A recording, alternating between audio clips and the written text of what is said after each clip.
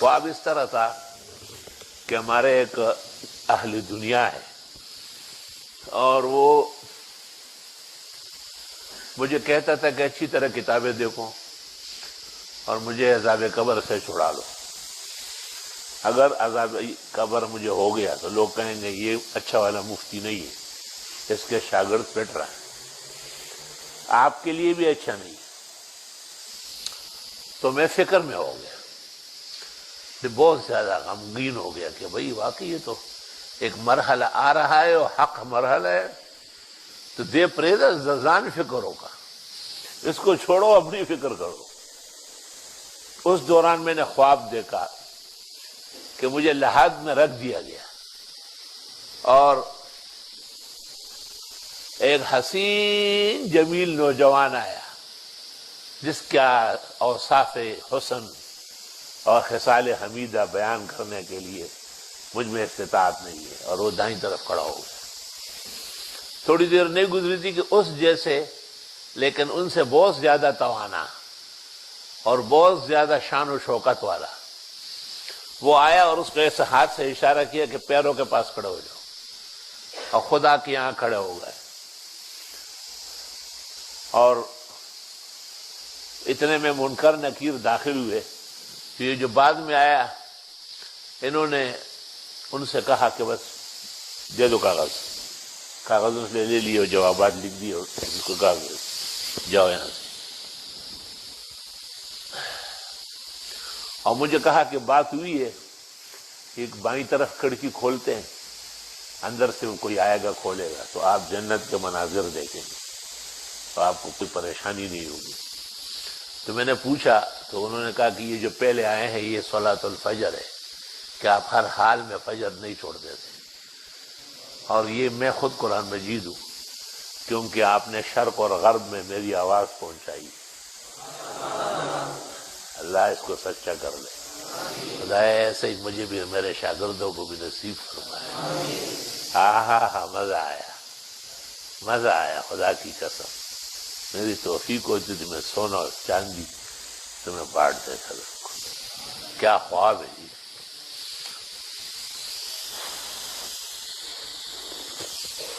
اور اس طرح بھی کہا کہ مالک العرش نے پہلے فیصلہ یہی کیا تھا کہ بس یہ نماز فجر جائے اور چھڑا لے، اور پھر کہا کہ فوراً اللہ بزرگ برتر کا حکم ملا کہ نہیں تم خود چلے جاؤ. تو اس لیے ہم دونوں آئے.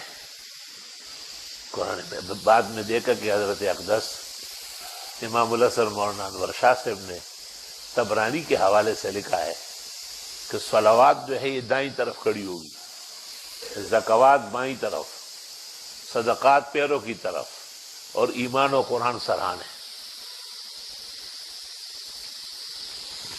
اللہ اللہ کیا شان و شوکت ہے.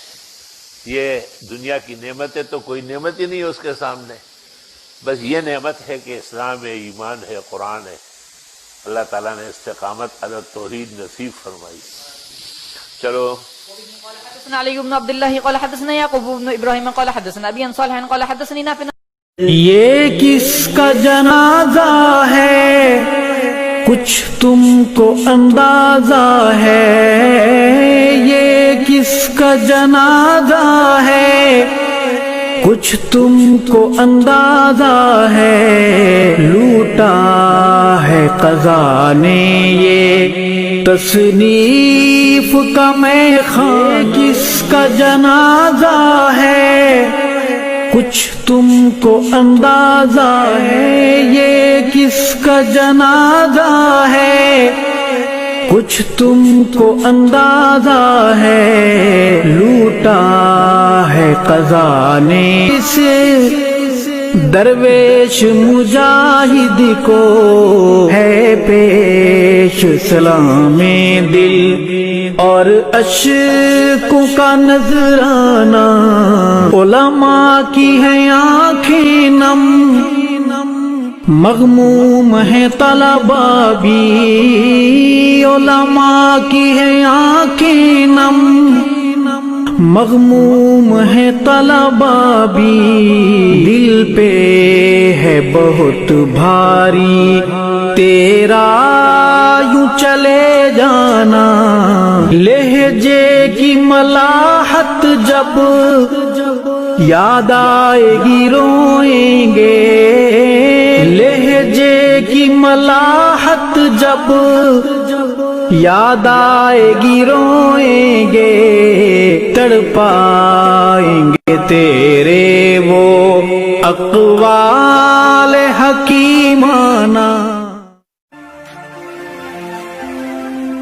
یہ کس کا جنازہ ہے کچھ تم کو اندازہ ہے یہ کس کا جنازہ ہے کچھ تم کو اندازہ ہے لوٹا ہے قضا نے یہ تصنیف کا میخانہ کس کا جنازہ ہے کچھ تم کو اندازہ ہے یہ کس کا جنازہ ہے کچھ تم کو اندازہ ہے لوٹا ہے قضا نے اس درویش مجاہد کو ہے پیش سلام دل اور اشکوں کا نذرانہ علماء کی ہیں آنکھیں نم مغموم ہے طلبا بھی علماء کی ہیں آنکھیں نم مغموم ہے طلبا بھی دل پہ ہے بہت بھاری تیرا یوں چلے جانا لہجے کی ملاحت جب یاد آئے گی روئیں گے لہجے کی ملاحت جب یاد آئے